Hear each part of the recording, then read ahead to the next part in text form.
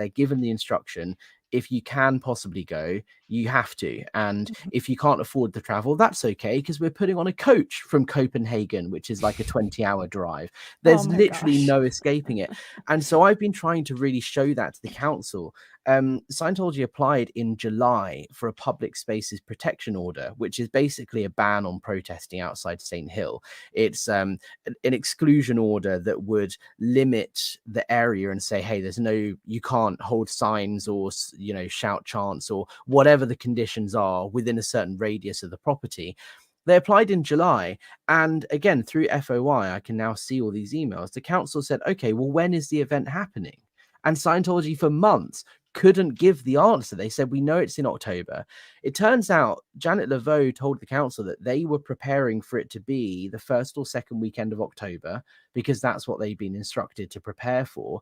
And then about 3 weeks beforehand, she finally emailed into the council and said, we've now been given the go-ahead from Uplines, and it's going to be on this weekend, the 23rd or whatever it was. So it just shows it's so last minute, and they're just waiting. And it actually worked to their detriment, because for them they could have potentially got this ban in place, and they could have prepared better. They could have closed the road, because you have to apply 6 weeks beforehand if you want to close the road, but you can't do that if you don't have the date. So it's just showing their disorganization up to the council. Yeah, totally. Completely. And they've tried to do this. They've done the same sort of thing around the Shrine Auditorium. They've done the same thing at the international headquarters. They've done the same thing in Los Angeles, at what's normally referred to as the complex, or the group of big blue buildings that are in right off of Sunset Boulevard in Los Angeles.